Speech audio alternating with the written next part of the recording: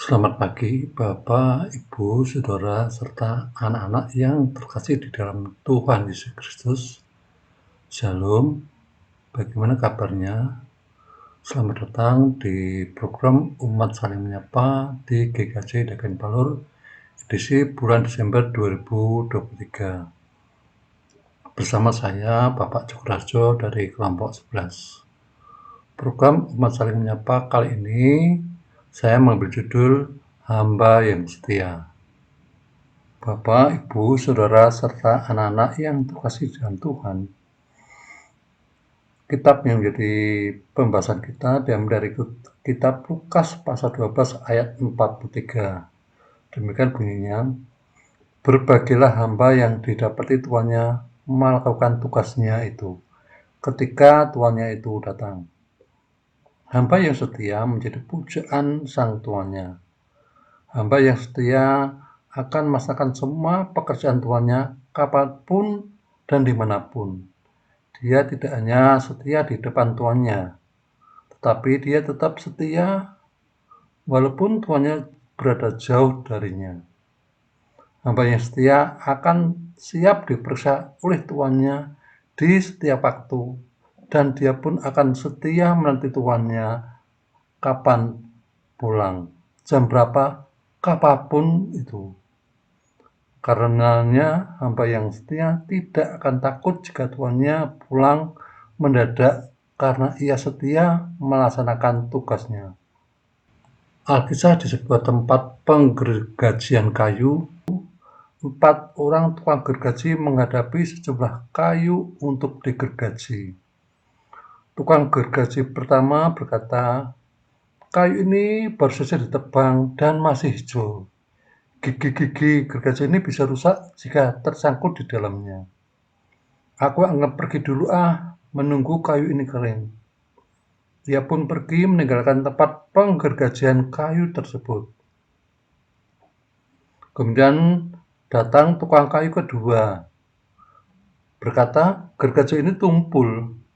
Aku tidak bisa bergergaji dengan gergaji tumpul ini. Aku akan memberitahu mandor agar gergaji ini ditajamkan dulu. Setelah itu, aku akan kerjakan tugasku." Tetapi kemudian datang tukang gergaji yang ketiga. Tukang gergaji ketiga ini berkata, "Aku pusing. Aku akan menunggu sampai sehat kembali." Lalu tukang gergaji ini mencari tempat yang agak tersembunyi dan membaringkan tubuhnya di situ. Kemudian datang tukang gergaji yang keempat. Tukang gergaji yang keempat menghadapi kayu hijau, melihat gergajinya juga tumpul dan dia sedang sakit kepala. Dan hari itu ternyata panas sekali. Tapi tukang gergaji yang keempat ini tetap memaksakan diri menajamkan gergaji itu dan menggunakannya untuk memotong kayu, dan ternyata lancar. Hal ini menghilangkan rasa sakitnya dan keringatnya yang deras mengalir, malah mendinginkan tubuhnya. Sore harinya, atasannya memberi dia sejumlah kayu lainnya untuk digergaji. Artinya, dia bisa mendapatkan penghasilan yang lebih untuk dibawa pulang pada hari itu. Banyak di antara kita yang memiliki pekerjaan, tetapi tidak melaksanakannya secara bertanggung jawab. Banyak pekerja yang malas, tidak serius mengerjakan pekerjaannya, membuang waktu untuk mengerjakan hal-hal yang lain yang tidak terkait dengan pekerjaannya, mencuri-curi waktu untuk melakukan kepentingan pribadi, menunda-nunda pekerjaan sampai saat terakhir, bahkan sangat terlambat. Peringatan Paulus kepada jemaat di Tesalonika berlaku juga untuk kita. Jika seorang tidak mau bekerja, janganlah ia makan.